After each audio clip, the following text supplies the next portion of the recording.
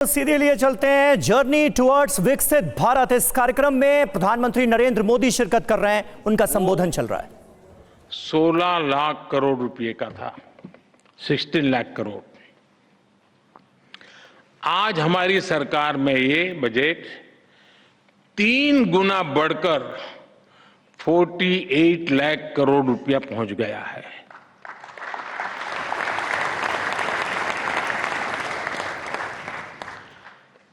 Capital expenditure, जिसे resource investment का सबसे बड़ा प्रोडक्टिव माध्यम कहा जाता है, और उसका आंकड़ा बहुत ही इंटरेस्टिंग है।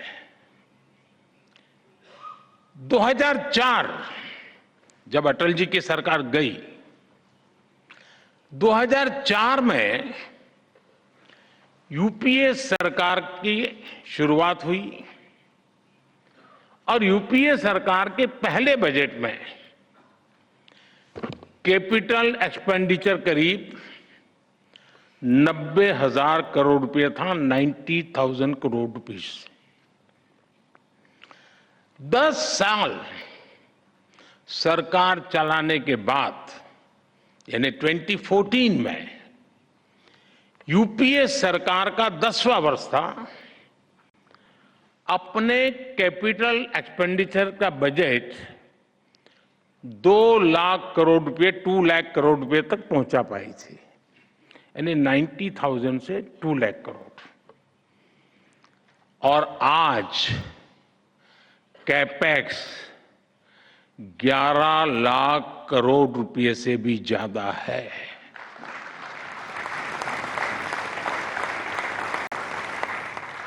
यानी 2004 टू 2014 के 10th ईयर में कैपेक्स किसी तरह दुगुने पर पहुंचा था, जबकि हमारी सरकार में कैपेक्स 5 गुना ज्यादा से बढ़ा है। और आप अलग अलग सेक्टर्स को देखेंगे तो भी आपको सटीक अंदाजा मिलेगा कि आज भारत किस तरह हर सेक्टर की इकोनॉमी पर फोकस कर रहा है। पहले की सरकार के 10 साल की तुलना में हमारी सरकार ने रेलवे का बजट 8 गुना बढ़ाया है, हाईवेज का बजट 8 गुना बढ़ाया है, एग्रीकल्चर का बजट 4 गुना से ज्यादा बढ़ाया है, और डिफेंस का बजट 2 गुने से अधिक बढ़ाया है। और साथियों, हर सेक्टर में बजट में ये रिकॉर्ड बढ़ोतरी और साथ साथ टैक्स में रिकॉर्ड कटौती करने के बाद की गई है। 2014 में 1 करोड़ रुपए कमाने वाली एमएसएमईज को प्रिजम्पटिव टैक्स देना होता था, 1 करोड़। अब 3 करोड़ रुपए तक की आय वाली एमएसएमईज भी इसका लाभ उठा सकती है। 2014 में 50 करोड़ तक कमाने वाली एमएसएमईज को 30% टैक्स देना होता था, आज ये रेट 22% है।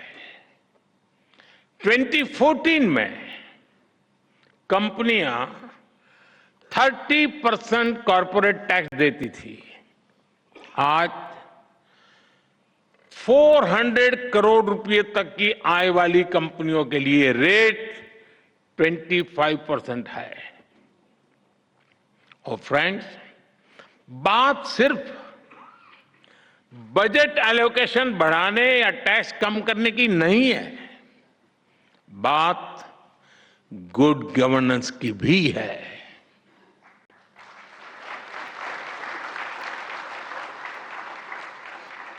मैं आपको एक उदाहरण देता हूं। अब जैसे कोई कमजोर व्यक्ति होता है जिसका वजन कम हो, लेकिन उसके शरीर में किसी बीमारी के कारण सूजन आए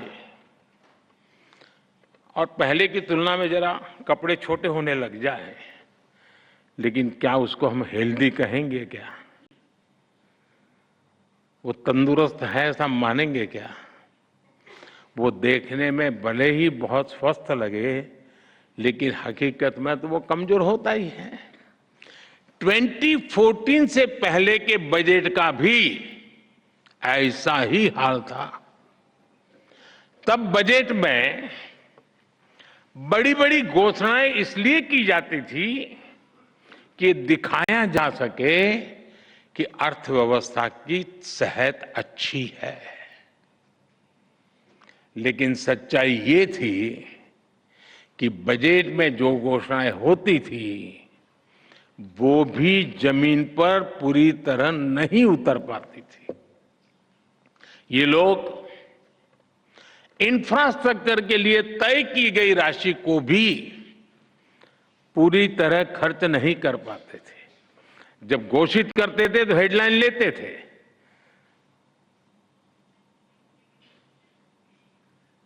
शेयर मार्केट में भी शायद थोड़ी दिखाई देता होगा। योजनाओं को तय समय पर पूरा करने पर भी पहले की सरकारों का कोई जोर नहीं था। हमने 10 वर्षों में इस स्थिति को बदला है। हमारी सरकार जिस स्पीड और स्केल इसके साथ इंफ्रास्ट्रक्चर का निर्माण कर रही है, आप सब उसके गवाह हैं। यह अभूतपूर्व है। साथियों, आज हम जिस दुनिया में रह रहे हैं वहां बहुत सारी अनिश्चितताओं से भरी हुई है, और ऐसी दुनिया में भारत जैसी ग्रोथ और स्टेबिलिटी होना एक्सेप्शन है। ऐसी अनिश्चितता के समय में भी भारत के फॉरेन एक्सचेंज रिजर्व्स में अच्छी खासी वृद्धि हुई है। आज जब सारे देश लो ग्रोथ या हाई इन्फ्लेशन से जूझ रहे हैं, उन परिस्थितियों में भारत हाई ग्रोथ और लो इन्फ्लेशन वाला इकलौता देश है।